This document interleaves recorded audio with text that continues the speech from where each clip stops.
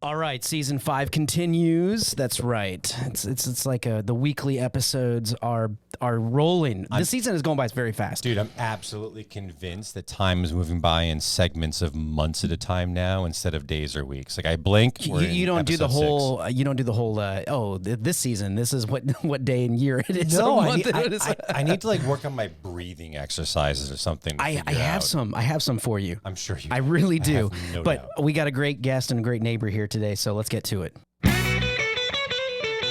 Welcome to the podcast Neighbors Don't Knock, the show where two neighbors drop by for conversations that are fun, relevant, and downright hilarious. Join them and special guests in their mission to talk about anything and everything and laugh about it no matter what. Now, here's your hosts, Brian Chambers and Philip Goffrey. Hello, all you loyal neighbors out there. Welcome to the show, Neighbors Don't Knock. If this is your first time, make sure you hit that follow, like button so you never miss an episode. We drop new episodes every Friday, and you can follow us on all the social media platforms. We got some fun videos, and subscribe to the YouTube channel. Phew, had to get that out of the way. Well done. Ooh, well done. It was like After that. a few What was it? sips of bourbon, I'm actually pretty impressed with that. That was. It was like that Jim Carrey moment when in Ace Ventura where he's like, and it just spouts off. All I can picture is that if I'm not back in 5 minutes, just wait longer. Exactly. Yeah. No, I'm really excited. How have you been? I've been all right, man. I've been all right. I'm better now that you're here in the house. You know, we've had a couple of sips of some nice brown liquid. Some therapy, liquid therapy. Indeed. We have a great guest. That's super exciting. I couldn't be better. All right. Well, I'm excited too. And we're going to get right to our guest.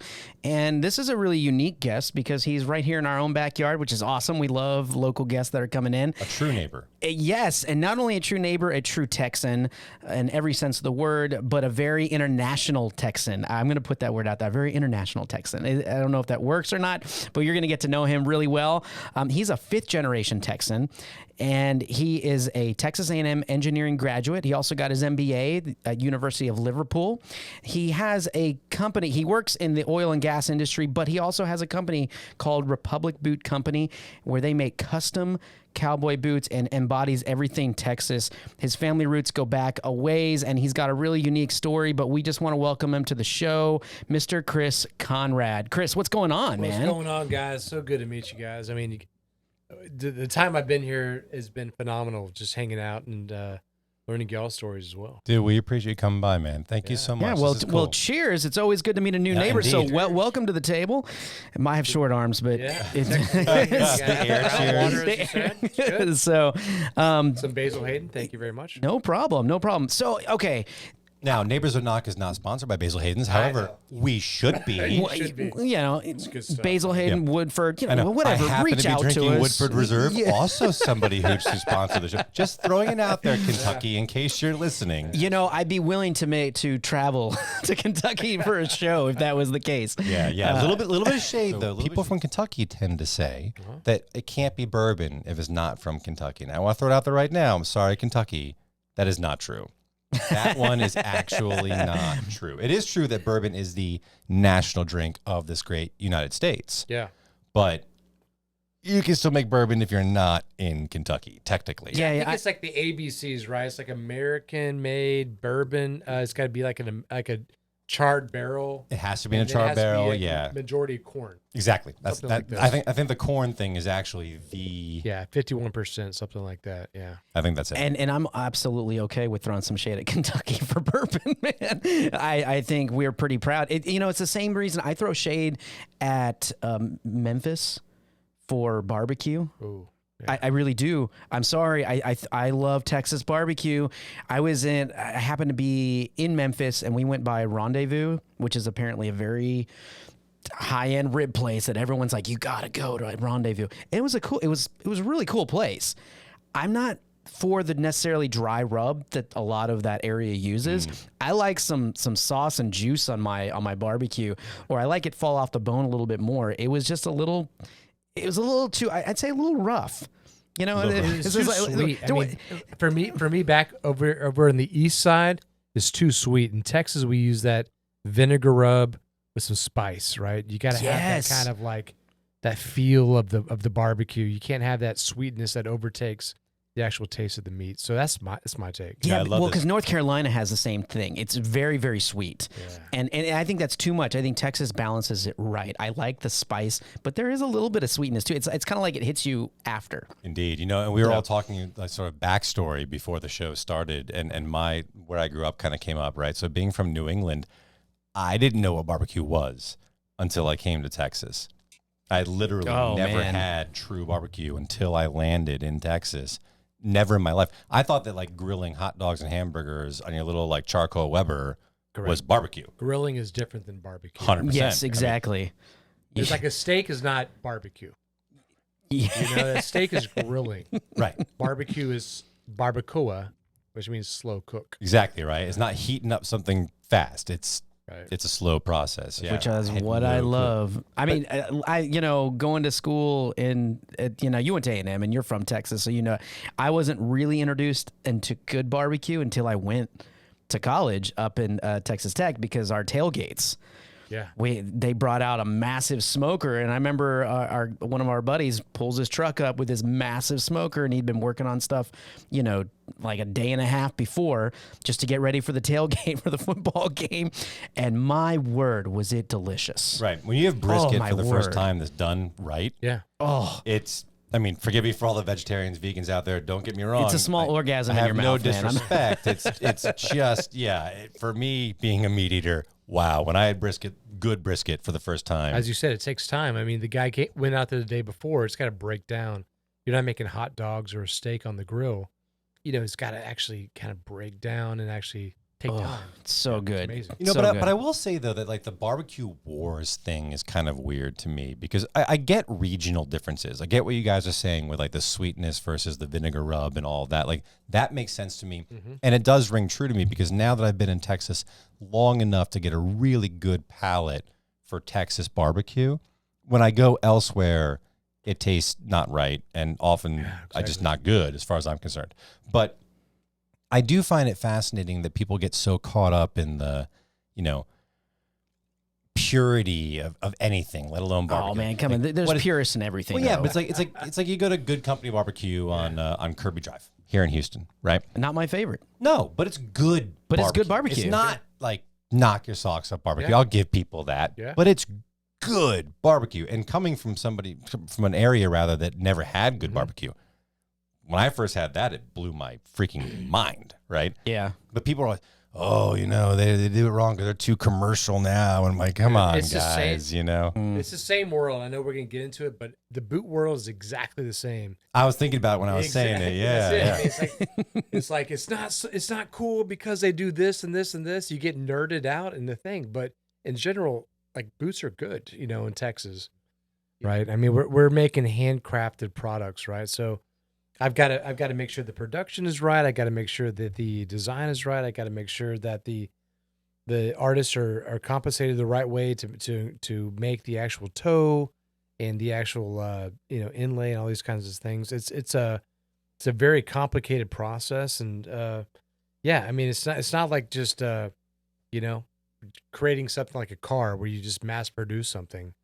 It just is complicated. Yeah, no, I can appreciate all that, and I do want to get into that. But let's talk a little bit about you because you are a very interesting guy. You're well traveled. You've been around. I mean, being a fifth generation Texan, but you tend to get out of Texas quite often.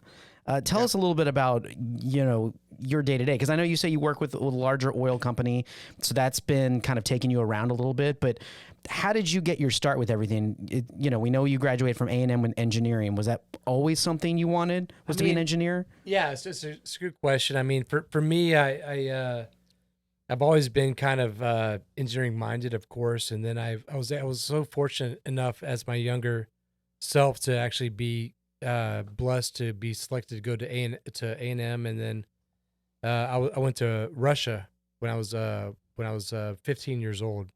Changed my life. So I went there and was able to meet a lot of people, and I was in orphanages and different things that really changed my perspective on the world. And this is when you were, in the bio you sent us, this is when you were a student ambassador to Russia? That's right. How did that come to be? It's a weird thing, man. I don't actually understand how it happened. So they said, we understand kind of who you are, and the government sent me this stuff and said, apply for this. And, well, that's a lot of trust right there. It's like the government. I know. Hey, you should do this. This was early 90s, How are they watching you, dude? I don't know. Exactly. It's like, how did you understand that I was a good guy? Or it's a little weird. It's okay or whatever. So this is before red light cameras. I mean, they were like deep spots. I don't know. Right? I mean, this is the big mystery of my life, to be honest. I mean, I don't understand exactly how it happened. So they came in. They said, look, we want to interview you, for this thing to teach the Russian people democracy. It sounds super weird. I understand. I mean, but I love it. It sounds great to me, but yeah, it's weird. So I went through this whole process and interviewed for it. They said, yeah, you know what? You need to go over there and do America's work or whatever. It's strange. The whole thing sounds weird. I don't want it to, like, again, reflect on my boot stuff, but it changed my world from a personal perspective. I was over there working in orphanages and different kind of like coalitions of these people that would go through these war-torn areas and just explain like what they went through. I mean, for me, it just I was 15 years old. I'm about to say, for a 15-year-old kid, that's got to be just like eye-opening. I Just was like, what? Like this place has been destroyed. I mean, just buildings that were destroyed, and these kids with their parents have been killed in Chechnya and all these places. Is that the first time you've really experienced anything like that? No, I'm from Houston, Texas. I had traveled around a bit, but this was the first time I've actually gone out and done something international like that. And it was probably less impactful for them because I was explaining like, okay, yeah, Texas is like this. America is great, That's what America wanted to say. Okay, you guys are dissolving the USSR. You're going into Russia. You're going to be democracy. This is the great things that you can actually do. But, I tried to do those kinds of things, of course. I stayed with families. But it was actually more impactful on me, to be honest. And hopefully it'll work in the reverse in the future. But it actually gave me a perspective that said, man, this is not Texas. This is actually super hardcore. These are people that I had met that were with this oppressive regime, and they had tanks that blew up those buildings that we met these individuals at. We're the first Americans on some of these military bases. It was cool, man. I mean, for me, at that time, I was like, what in the world? But now I realized how I was like, I want more, right? It planted that bug inside me. It was like, we have to do something else. And I'll take it upon myself to do something. I didn't know at that time what it was, but I was going to do something. And you say it was so impactful. Now you still travel back over that area. Yeah. Yes. And you say you get back there almost monthly is what we were talking off before the podcast, right? So as far as, is that purely for work, or would you, if you had the choice, would you be going back and forth more often than not? That's a great question. So yes, I go over there for work now, but what it did at that time, I was explaining my early days, is that it planted that seed to actually do something really cool and actually understand the world. And so I was like, okay, I'm going to graduate college, and I'm going to go over there. And where I went was Italy. So I lived there for about 3 to 5 years. Which part of the boot? The boot is the North Boot. And that's not foreshadowing right there. I had to do it. I had to throw in the boot. I'm sorry. I know. Good catch, by the way. I went over there with one of my best friends, Jim Franklin, and his family owned ML Boots, which was one of the top boot companies in the world at that time. And we were just Texas A&M grads living in Italy. So you're like your early 20s. You're 22, 23. Yeah, exactly. 23 years old. 22 years old at that time. Exactly. And we're over there hanging out. There was no internet or anything. It was super complicated to get a cell phone. I mean, it took me like months to actually get, service. And I'm actually impressed you got a cell phone. I actually can appreciate that, because I was in Korea. I had to find someone who I had to find a local that could help me sign me up and figure something out. So it took me a few months before I could get one as The well. struggle's real. I mean, it makes you appreciate things. My biggest thing is perspective. To understand like how hard it is to get a cell phone in Korea, or to get food on a Sunday in the middle of Italy because their dishes were shut. Right. Well, hell, I don't have food in my house. I'm used to like going to where's the McDonald's, you know? Yeah, Right. Not that I eat McDonald's. 24 hours somewhere. There's got to be, there's got to be something. I can No, get- we really do live in a land of abundance. I mean, it's crazy. I can go to BB's and get whatever. You can always get something here in Houston. You got it all, man. You know, or we have something at the house. I didn't have anything at the house because I just moved there and I'm trying to find fast food, which is impossible in Italy, and I'm starving to death. I'm eating like I'm going to like a Farmacia or something. the only to thing pick they up a opened, sandwich. was like a small little bar. I say bar, which means like coffee espresso. Yeah. But we'll give you the breadstick. I'm like, I'll take so many breadsticks just for five. I'm like eating breadsticks on a Sunday just to survive. These Texans, they are such a bigger boys, they're just passing it up. This guy is eating like, I can't believe you have the 4 espressos. I'm here for the breadsticks, dude. I'm trying to survive. So they don't snack like American teenagers do, right? American teenagers always have just shit lying around. They're shoveling in their faces, right? It doesn't matter if they're stick thin or if they're as wide as they are tall. There's always just food around. Was that one of your favorite places to be? I mean, are you? I think that gave me the biggest perspective. Again, that's my word of the day. Because, I think Italy was my favorite place just because I'm in the north of the boot, as you said. And, I'm from Texas, right? So my deer lease is 5 hours away. If I drive 3 hours from where I'm like at. 3 different countries. I'm in 5 different countries, right? So it's like, you want to go to Oktoberfest, buddy? It's in Munich and it's 5 hours away. It's like a deer lease, right? It's easy. Oh my word! There. We would do in Texas. We would do that in a heartbeat. in a heartbeat. We'd be like that's a day trip, man. But some of these guys are like, oh no, you're going to Germany. Like I'm like, it's not far away. It's like 5 hours. I'm going to Oktoberfest. I'm gonna go to Neuschwanstein Castle. And they're like, oh, what is this? And I'm like, no. So you become like the super adventure guy that just goes around and sees these wonderful things and just, you want more and more. It's like this addict thing. And that's what I've been doing for 20 years, hardcore traveling around the world, getting this perspective. And again, living probably, 10 lifetimes doing this kind of stuff. I love it. And I'm the best tour guide in the world, by the way. If you want to hire me for that. You know what? Hey, that. guys from Neighbors Don't Knock, that you guys have heard it here, everyone listening to Neighbors Don't Knock. If you need an international tour guide, I'm sure his fee would require a bottle of something on top of everything, but you can get Chris to take you around the world because we're looking to go to France, my wife and I, but Nice. but Italy is definitely on one of our top lists, so I may have to hit you up to get some do's and don'ts. So I'm definitely going to keep you in Just mind. go out there. Don't be scared about it. That's the whole thing. People are like, I'm scared about the thing. Don't be scared.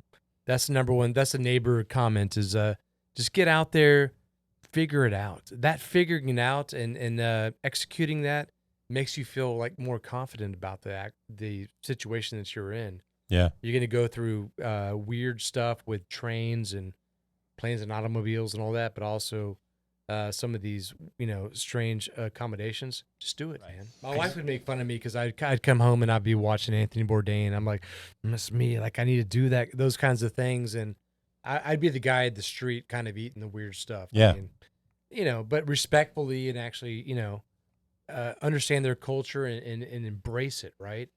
Well, Not actually, and to his credit, I think he did as well. I actually think that for the most 100%. part, he was very good about not stepping on toes, right? Right. Just It's a weird line, right? Because you want to embrace the culture, but not destroy the culture by accentuating it so much that people come in and say, "Oh my God, you got to go to this place," and then you destroy it because it's so cool, right. And so you want to have the rawness of that, and that's kind of the explorer nature of people. I mean, like him and myself. And not that I'm, I don't want to equate myself to Anthony Bourdain because he's my hero, but I'm definitely in the same line of all that. I get that feeling, and I appreciate you being honest about it. The interesting thing about being, I think, humbled at a very young age, like you clearly were when you were 15, you went over and you saw war-torn, falling apart Western Russia, you know, I think that you get a quick understanding what it means to be a guest somewhere, right? Rather than a native. And that's important when you travel, you know, because if you start treating things like it's yours, then you're just that jerk from whatever culture. It's not necessarily an American thing. I feel see all kind of cultures. I agree with you. Absolutely. But I also think that most people who do that don't travel often. And those that love to travel embrace that very quickly. And it's very evident too. So I and this is maybe my opinion. I can tell someone who loves to travel or you know, or has traveled before, when you come across people like that just don't give a shit. Those are I'm like, oh, you just don't travel. You're very self-centered to yourself. And because people that do love to experience other cultures, and they're a lot more open-minded about everything, and they really want to embrace something about where they're going. I have found that. I mean, even like learning phrases and the language if you don't speak it, and trying new things, and really, like you talked about, going places and not, you know, wanting to really embody what they are without destroying it. You know, you see that it's really evident to me, and I've had the pleasure and the privilege to have traveled quite a bit. I always want more, and like you said, Houston's become home base, and I love that, but I still love to travel. And that's my question to you. Now you've always been Houston. You've done a lot of extensive travel. Now you've lived overseas in a lot of places more than both of us have ever. You're always going to want to come back to Texas. Is that yet? Because you said your family, your family's half Mexican. Is that correct? Yes, my mother's they're from Mexico. My father's from Germany, so that's very Tex-Mex. About to say, yeah. That's what we're all about. But we're embodying the Texian spirit. When I say Texian, that is the people that were here before we actually, you know, had a treaty towards the United States, right? The Texas people, they were very independent-minded people that were actually just embracing this whole thing about, you know, self-preservation and making things happen. So, yeah, I mean that's what I'm all about. And here's the thing: is that, you know, I want to invite people to understand our culture from a Texas perspective. I want to make sure that we understand where we come from. We come from a group of folks that are individualists. They fled other places to come here to not be oppressed by other things. That's what Texas is all about, right?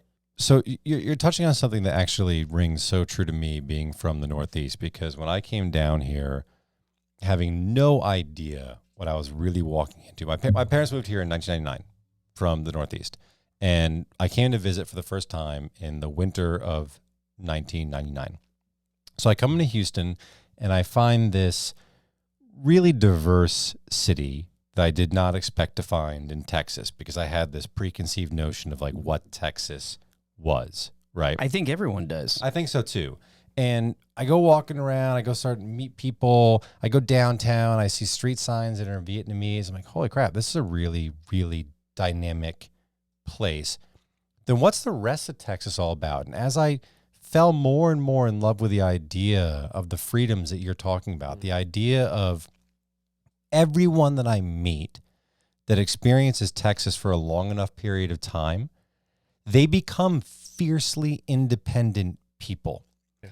And I have an extreme respect for that. I really, for me, like a reverence for that above most other things. When you travel, do you do the whole like Texas garb? Do you do the boots, the hat, the pearl snaps? Yeah, I mean, you know, I always wear pearl snaps, right? So of course I can't wear the hat into Kazakhstan or wherever I'm at. You know, it's that probably wouldn't play. Yeah, it doesn't. You know, I just can't bring it on the airplane. It's just not so comfortable. You feel very naked without your hat. No, I'm box good. like this, right? You're not. It's not necessarily like kind of like the headpiece like you always have on. I just love to wear it here in Texas. You know, they're like, oh yeah, it's Texas. You kind of feel that kind of patriotic, you know, vibe. But you know, internationally, like, what's this guy doing? You know. It is cool because I see some guys in Germany like wearing them, like, hey brother, that kind of thing. It's weird, It's like, yeah, we're together, It's weird. It's funny. Shamans. Yeah, it's kind of like my Aggie ring, right? So I'm an Aggie right side of the Aggie ring. Oh yeah, this guy's good. This guy's an Aggie. Yeah, we're good.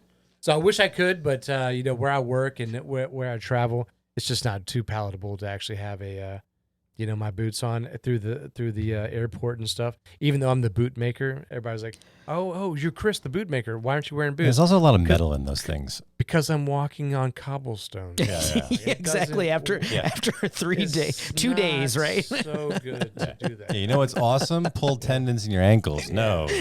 I love Texas, but I'll wear the shirt. The Republic Boot Company shirt. There you go. It's all good.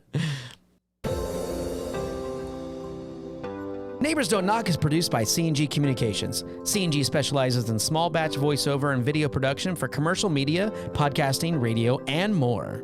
Combining years of experience in acting, podcasting, and sales, C&G offers big media products at small business prices. To learn more, you can visit our Facebook page or email us at admin@neighborsdon'tknock.com.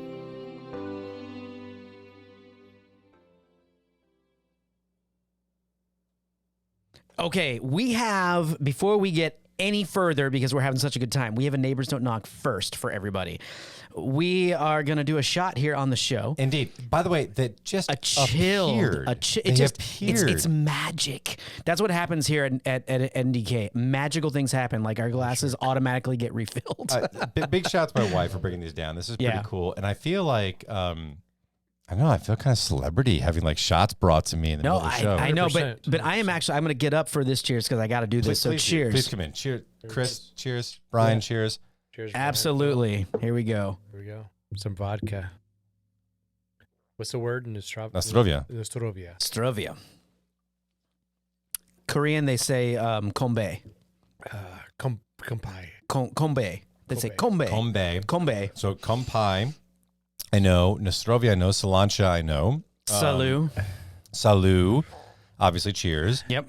What are the other ones? Fuck yeah, Texas. Fuck yeah, Texas. Hey, Mom, what's up? This is off limits. You said it's off limits. This is no, that's all right. No, we're good. Show. Yeah, absolutely. We just throw that out to her anyway. Although when she's listening, I think that all the Texans listening also realize that "fuck yeah, Texas" actually is a single word. Yeah, that's like it's like saying hello. I'm almost convinced that if we could vote that as our motto, fuck yeah, Texas. 100%. You know the Governor Abbott right now be like, absolutely. Fuck yeah, Texas. It sounds way better. It goes down a lot smoother. All right. Well, okay. On that very lovely note, I do want to ask you, because we've been talking a little bit about family, but you are a family man as well. So well-versed, well-traveled. You have 2 kids. And, your wife, with all this traveling, how'd you meet your wife? How did you guys kind of connect? Oh, that's a weird story. I mean, so we, is she going to approve of this story? Yeah, she will. She definitely will. I mean, so we're proud Aggies. So we're, Texas A&M. So, I was blessed enough to actually go to Texas A&M. I had gone around. My dad was from U of H. So I was like, I want to be a Houston guy. But my cousin was like, no, you got to see the bonfire. You got to see all this tradition out in Texas A&M. And I went up there. I was like, oh, my God, this place is incredible.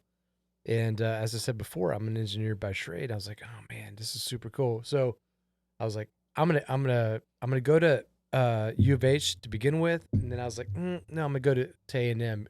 And just to stop you real quick, Philip, because I know if they don't do the bonfire anymore, right? Correct. Okay, just so you don't know what the seen pictures from back in the day. Okay, good deal. I was gonna say, I've witnessed it. It is massive. It's massive. So it was yes, it was massive. We still do like an offsite bonfire, but yeah, the original one was just coming together, and it's a great community. It's like literally building a building.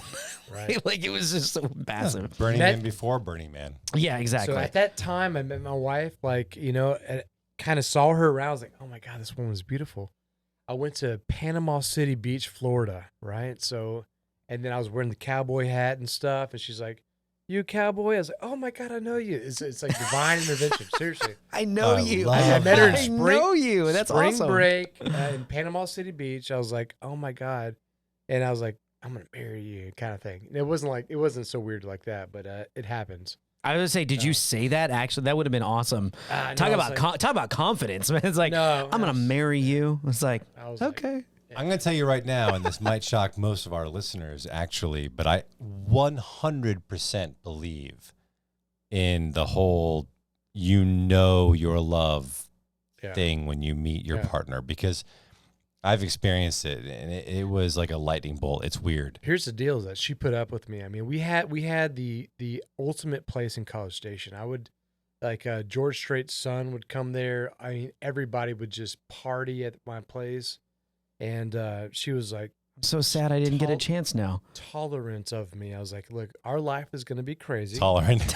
I am going to travel the world. You're going, honey, do you know who that is? Yeah. I was like, we are going to do some crazy stuff. And I was like, are we going to do this? And she's like, yes, let's do this. How did you come to make cowboy boots?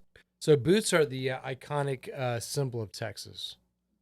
That's the main thing for me. Like, we have to make sure that we embody, like, is it holsters? Is it belts? Is it shirts? What is it? It is boots. Boots, right? 100% Texas.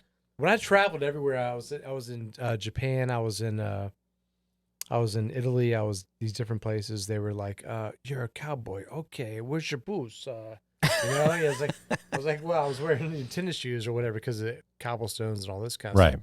But every place in the world identifies the Texas culture with cowboy boots. Right. They know it. That's Know true.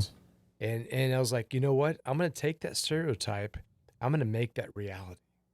Right. So this is my biggest thing is how do we do this? You can't just, again, like, as I said, make like an ice cream cone machine that just you put the ingredients in and just cranks out an awesome ice cream, whatever. You've got to actually have the artist make stuff. How do you find the artist? That's the hardest thing. In a given pair of boots, Yes, sir. how many people are involved? You have a guy that does the stitching. You have a guy that does the bottom part, which is called the lasting. And you have a guy that finishes it off. And you got guys before that that actually design it and all that. So you have 4 to 5 guys actually making this pair of boots. And so it's not so easy. Like, you can't have a single guy. You can't get like multiple Superman to like make boots. I need 5 more guys to make more boots. No, you have to create the whole thing. Okay, so for a single So it's pair not like Geppetto over there, like, Right. tap, Yeah, tap I make the top, and I Yeah, make exactly. the bottom, and then I make the whole Exactly, thing, and yeah. the other thing. And she His and me, it's a little crooked, but if you push hard, it kicks. There's the star. I wish on it. Okay, so let's say a customer comes to your shop and they want to order a set of boots, and they go, okay, I want blah blah blah, and you work with them, you get the feel for them, you finally come up with some kind of vision.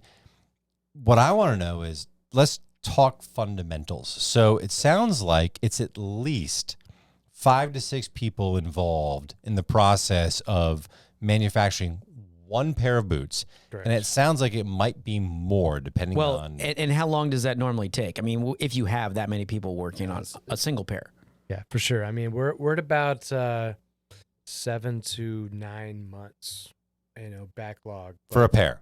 for a pair. For Okay. a pair. Oh, wow. So if you guys are watching and listening and you are interested after watching this or even checking them out at Republic Boot Company, which you should, absolutely, and we'll have all the links in the episode description. You want to get on that list now because, rodeo is going to be coming up around the corner. I know a lot of you guys are going to want to get some new boots. So Right there Yeah. for rodeo. that's But, right. but let's talk about why it takes that long. Yeah, so let's go through so the you details. get... I'm gonna Let's strip it down. I'm going to break it down, Philip. So here's what we do. So you're going to come into the shop, and we're going to have a great experience, right? So we're going to have the live music going on. We have a bar. It's going to be fun. We're going to show you all the details. Philip, my- just get out your checkbook and start writing him a check for your next boots. I'm actually taking He was there by notes live under music the and table, by right? bar. I'm like, okay, Is so that, we are you taking come notes or are you to doing the something else? bar. I so- drink. I love that. Hands visible at all times, right? This sounds like something I can be on board Too with. exciting. I Yeah. drink. Super excited. There's over here. music. Still in. Again, Yeah. I'm gonna be with Chris. Let's keep your hands visible at all times with this A excitement. lot of notes going on over there. So, so we're going to ensure that you're going to have a great time. So you're going to come in the boot shop. You're going to have the full experience. You're going to understand the history of it. Why are we doing this? Well, like I seriously, I take zero money from this. My aspect, my biggest thing is to keep our culture alive. It's not just a boot shop. Like, thinks about like a place that you go and buy stuff. No, it's not. It's a cultural experience. You come inside. I'm gonna teach you about Texas history. I'm gonna teach you about handmade products. I'm gonna teach you about live music and handcrafted whiskey or whatever it is. And so, I'm trying to in this place in the Heights. Why the Heights? Because my family was there in the 1800s, right? So I'm trying to come back to the place of the roots, right? It's a weird spot, but it's kind of cool. You got a lot of stuff going on in the Heights. But I'm trying to make that spot that I've seen in international countries, right? All over the world, where you can just experience my culture, which is Texas, here. But this is what I'm going to say I appreciate, because I will spend more money on an experience that I'm getting along with some quality merchandise. So take getting your haircut. You could go get your haircut for $20 and be fine. It's like, nah, that's fine. I actually pay for more on a place that I go to get my haircut because of the experience. Well, I agree with you and what I get. So I love hearing that you're not just giving your customers, you're teaching them about stuff, and you're literally letting them know who you are by the experience that they get. I love that. Republic Boot Company right now, what products can you offer customers? So boots, obviously. Yeah. Shirts. Yeah. So we actually hats. I know, because I have a hat. I actually purchased a hat from you guys. Yeah. Did you? Very I cool. have the Tex. Well, not a cowboy hat, but like I wear a lot of ball caps. Yeah. So I have the one that has the Texas with the X on the. Oh, yeah, very So cool, I very love that one. So we have a lot of that kind of Texas kind of stuff as Like far a as clothing apparel line clothing, kind of but deal. not too much. I mean, like I've done it in the past. Again, I've been doing this for 12 years, right? So my biggest thing is to focus on boots, but the other stuff off to the side is going to be freaking awesome, right? So we're going to do custom hats. We have custom hats. We've got custom jackets and shirts, which is awesome. But a lot of other cool stuff. We have a lot of gift stuff. We got a lot of unique, women's apparel and all that. I'm not gonna Okay, lie. My wife is sexy in Western wear. Got to see it. Like She really is, man. Like she's a Houston girl. We got to do like a live broadcast from this place. When you chose Texas boots to specialize, in my opinion, you could not have chosen a more difficult product Yeah, no doubt. to make. Dude, That is a challenge. it is so hard. And for our listeners and viewers, Republic Boot Company was started in 2011. So it has been going, I mean, even through the pandemic and everything else. I mean, I'm glad you guys survived and are going strong. Again, information in our episode description, or check them out. But they've been going for a while. So, and they have an amazing team over there. Right, and that is so hard to do. So a 9-month wait right now for a pair of boots, and I'm actually shocked it's that low, quite frankly. Yeah, no doubt. I mean, I would say that you hit the nail on the head there. I mean, like the struggle. Starting your own business is extremely difficult, right? I do this as a kind of a dual thing with a major oil and gas company, and I travel internationally every month, and it's so difficult. But my dedication is toward Texas and our people. This is not called the Chris Conrad Boot Company. It's called Republic. Republic means for the people. I do this for the people. Everything I do is for the people. It's not, I take $0. I will never take a dime from this company that we do. But the cool thing is that we can do things for charities. We can do things for our people in our communities that give back. And the main thing that we give back is the quality of an amazing product. And so that's what we're doing, man. It's just so cool. I mean, like to actually come in and actually design something. Say, for example, if you give something to your coworker or your boss or your wife for her birthday, you can actually design it all up and have her come in and have this great experience. What a great experience to have her come in, get measured all up, have designed everything, and I love that. It's made 100% in our shop. Describe to our listeners, what is the assembly process of a boot? Yeah, so I mean, I've seen videos of guys lighting stuff on fire. Yeah, yeah, it's just super cool. So what we do, and people don't understand this, is like when we measure your foot, we have to create a mold of that foot. That mold is called a last, like an LAST. Like a last, what does that mean? That means that we better last a long time is what that means. Yeah. I knew you were gonna go. What? I'm saying. Oh. So that is a polypropylene deal, but we actually add leather products to make the boot wider or have a higher instep and all that kind of stuff. And then we build the boot around it. So when you come in our boot shop, we have Raul Cerrillo, which is the top boot maker in the world. This dude made like 40 boots for John Wayne, made boots for Steve McQueen, Pamela Anderson, Willie Nelson, everybody. This is the dude. And he said that he had a vision from God to come to us. And it's like, I'm like, yeah, right. Okay. Whatever. I was the grass must have been good that day. I hear a lot of stuff every day. Trust me. I run this thing, right? But if he's that good, maybe it's true. So I was like, try it out. And people would come in and be like, oh my God, do you know who that is? That's the guy. That's Raul. Oh, so you had to take him at his word. Yeah. But so everybody else was like, you did well. Oh my God. Do you know who that is? Yeah. So anybody famous that's in pretty, your world that's pretty shows super, up. That's got to make you feel good. That's got to make you feel good. This dude is a preacher, and he eats and makes boots. That's it. Period. Like he was like, and I was like, oh my else. God. And I was like, I will build my company, my back end of the boot company, which is the manufacturing aspect, around you, dude. Like I'm a Christian dude, and he is like ultra like a preacher. And this is all he said. He had a vision from God to come to us, and it came at the perfect time. And he did it, and he expanded out to his sons.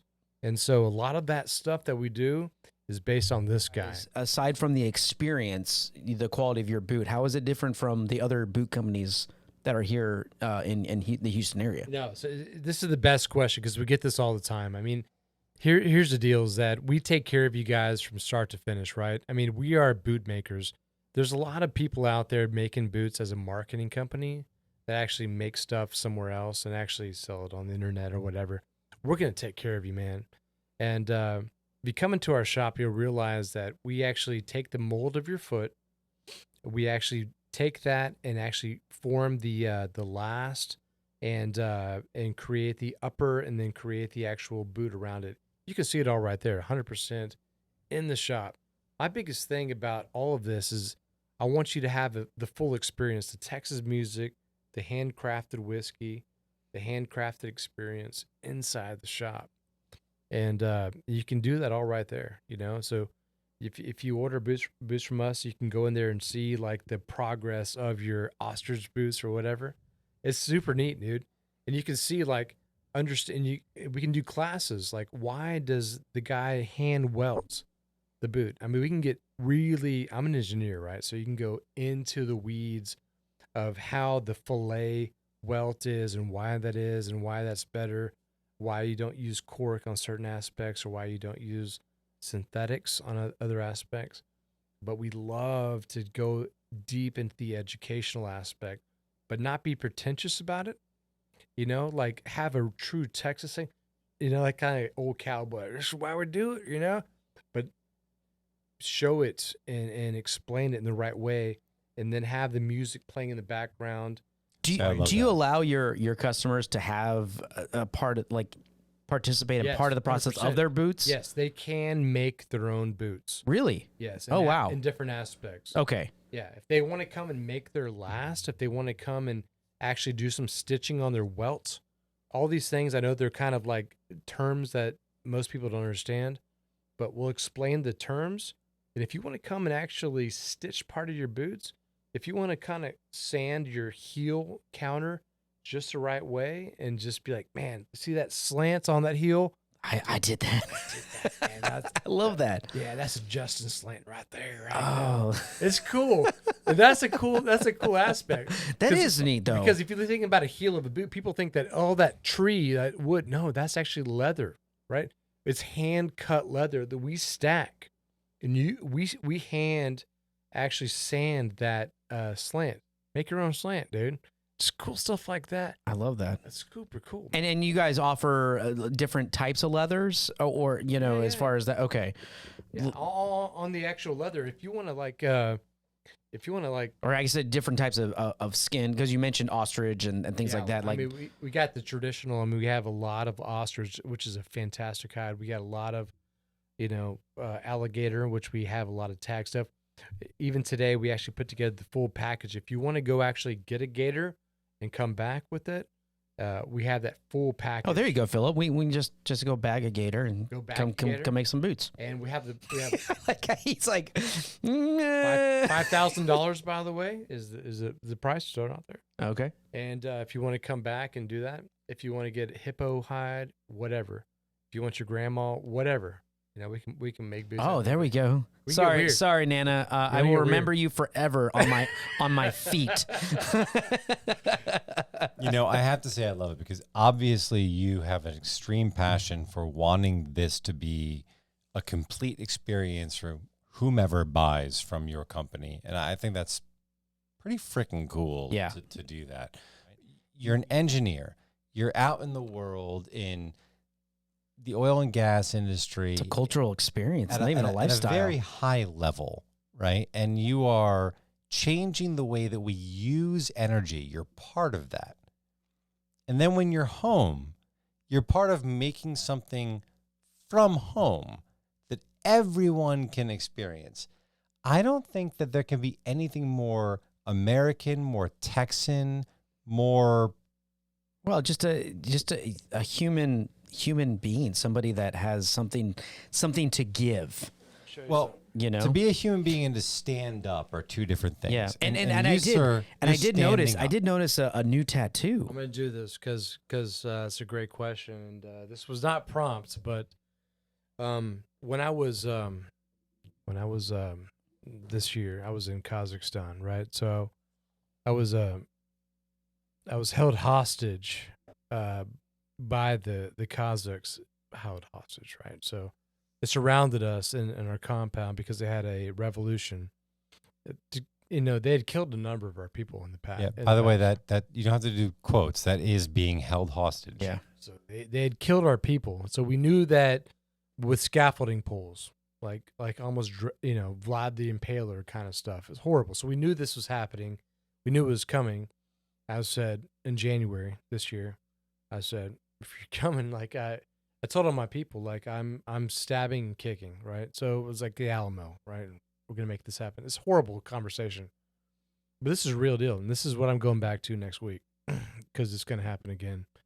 But I said I will sustain myself as long as possible. So this, I know it sounds very apropos and very Texas, but I will. So this was Travis's letter as he was surrounded by the army at the Alamo. At the Alamo, I will sustain myself as long as possible and die like a soldier who's never forget what is due to his own honor and that of his country. Victory or death. So I did that yesterday, right? So. And for our listeners right now, this is a tattoo right on the bicep right there. I love it. And by the way, I'm intimately aware of how painful this nerve is. Yeah. So yeah. Well done going all the way around the inside of your arm. Yes. It's kind of cool, like my travels and I love that you have it's the world. You have like a globe, and then it just like melts into the Texas flag. And this goes into the double-sided candle, which is burning the candle at both ends. I will work. I will never sleep. I will do this all for our society, our people, and all that kind of stuff. I know it sounds like you're our kind of people. You're our kind of people. Like, it's like it's a little much, but I'm really about it, man. Like I'm going to do this until I freaking die. People like you coming on our show makes us understand why we're wanting to meet our neighbors. 100%. It's in the reverse as well. I mean, you guys out there doing this show. I mean, I've listened to it. It's phenomenal. Great reviews. I mean, it's incredible that you guys can go out there and just keep grinding. 5 seasons now. 5 seasons. Yeah, we're excited. Keep going, Thank dude. you, sir. I mean, We're it's excited. So awesome. You know, and you know, we have, and I'm going to say it. I'm going to say it confidently. We have a 6th season that will be coming. I know it's going to be coming because of people like you, because of people like and neighbors like you guys out there and listening. But you know, Chris, before we get you out of here, we do want to ask you, and I know you've given some amazing advice, but we're going to give some official. Ooh, the trap of Neighbors Don't Knock. We're going to give some official Neighbors Don't Knock advice. Neighborly advice. The neighborly advice. So what would you give out to our neighbors? Just go out there and do it, man. So don't be scared. When you feel that feeling in your stomach, like, I shouldn't do it, it means you should do it.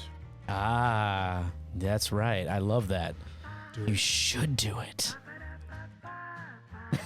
You should do it, Philip. I know it You're sounds thinking You of your should middle do schooler it. right now going out for the football team, right? You're Kinda. like, get out there and do it, damn Yeah. it. Yeah, I know. Go. I Because bet- I've always been nervous about doing stuff like, oh my God, I don't know. Like, I'm so nervous about doing it. But when I do it, it's like, oh, I'm so glad I did that. Right. You know, Kill it. Just do it. I'm going to put this out there. I bet you're not saying the same thing about your daughter.